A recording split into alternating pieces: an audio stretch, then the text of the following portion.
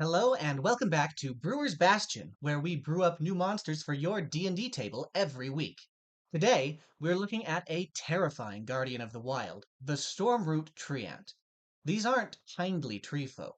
The Stormroot is nature's fury given form, a protector of forests who nurtures the land but will bring lightning and ruin to anyone who dares to disturb the forests it guards.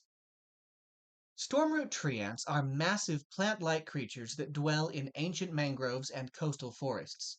They absorb lightning from thunderstorms and use its energy to care for the forests that they call home. By day, they're caretakers. They feed trees, mend bark, and keep the ecosystem in balance. Birds nest in their branches, fish dart among their roots, and the land flourishes around them. But that gentleness only lasts as long as the balance of nature is respected. The moment forests are cut, burned, or poisoned, the stormroot transforms into a nightmare. Settlers tell stories of clear-cutting camps reduced to smoking wrecks overnight, with a lingering static that inundates the area for weeks afterwards. Stormroots don't strike without warning, though. They leave signs. Forests buzzing with strange energy, the air heavy with static, or even lines of blackened, lightning-charged soil that mark a point of no return, so to speak. Ignore these warnings, and within days the treant will come, often during a thunderstorm, branches buzzing with electrical energy, and ready to enact vengeance on behalf of the forest that it is sworn to protect.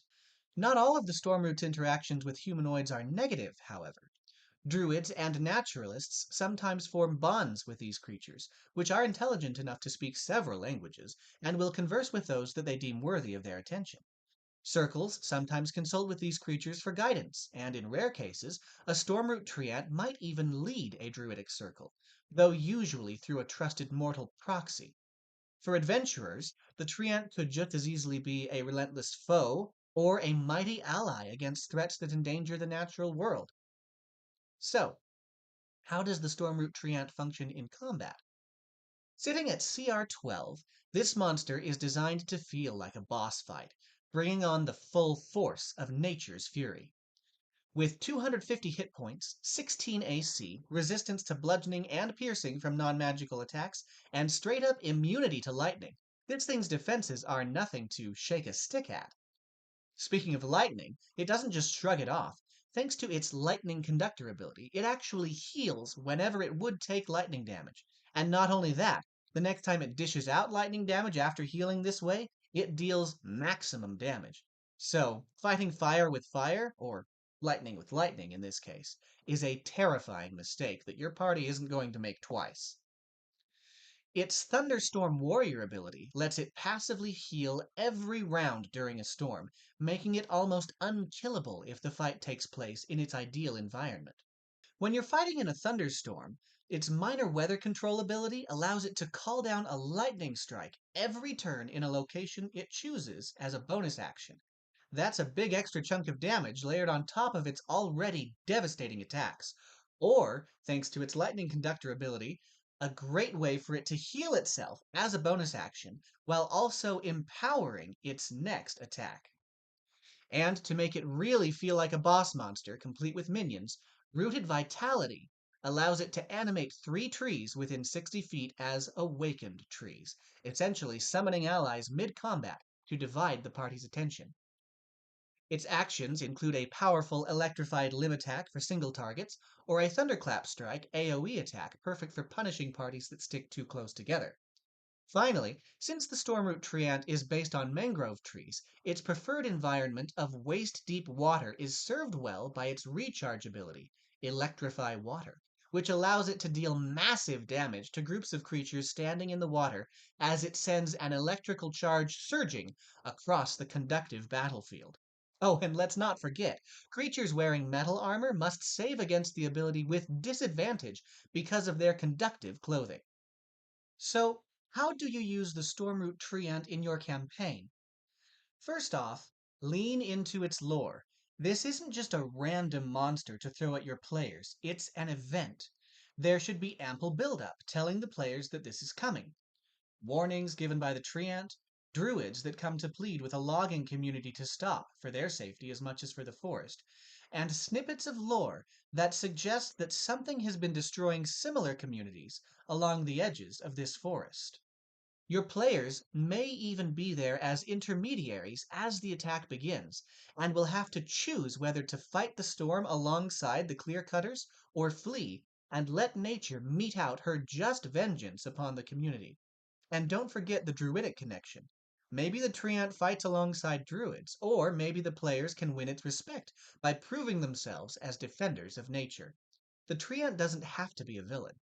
It can be a reluctant ally that the party must convince to stand with them against an even greater threat. If the players do wind up in a fight, it's important to play the battlefield with this creature. Put the Treant in a storm near water. That makes all of its features shine, and consider whether it may use its rooted vitality ability to summon minions before the combat begins, starting the fight out with additional forces in play. Force the players to make tough positioning choices. Do they risk standing in the water to get close enough to attack the Treant in melee? Should they huddle close to take advantage of the Paladin's auras, or spread out to avoid AoE options from the Treant? Finally, remember the Stormroot's personality. It isn't cruel, it's righteous, or at least it has righteous fury. When it strikes, it does so with purpose, punishing only those who harm the forest. That gives you a chance to add moral weight. Perhaps your party is not affiliated with the perpetrators, and it will speak to them as an attack begins, warning them to flee and promising them no harm if they do not interfere with its destruction of the evildoers who destroyed its home. Does your party let it destroy an entire town and its residents? Do they really deserve this level of destruction? Perhaps not. But can you justify killing the treant that's only defending its home? And is there a way to convince either side to accept a middle ground and save all involved? So, there you have it. The Stormroot Treant, a fantastic mid-level boss and a great reminder that nature in D&D isn't just passive scenery, and that actions have consequences. This creature's justice is swift and lethal, but never unprovoked. And you can use that sense of justice to place your characters in a difficult spot, not only through combat, but morally as well. As always, if you enjoyed this monster and want more homebrew like it, make sure to like and subscribe so you never miss a weekly monster. And if you want access to full PDFs of the Stormroot Treant and all of my other weekly homebrew, be sure to join the Bastion on Patreon, link in the description. That's it for this week. Thanks for watching, and until next time, may your wit be as sharp as your sword.